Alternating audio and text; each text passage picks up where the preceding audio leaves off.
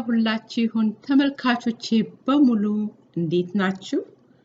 ማርቲ ነኝ ከማርቲ ኤ ዘወትር ቅዳሜ ጠዋት በሳምንት አንድ ቀን ጠቃሚ የሆነ አንድ ቪዲዮ ይዤላችሁ ቀርባለሁ።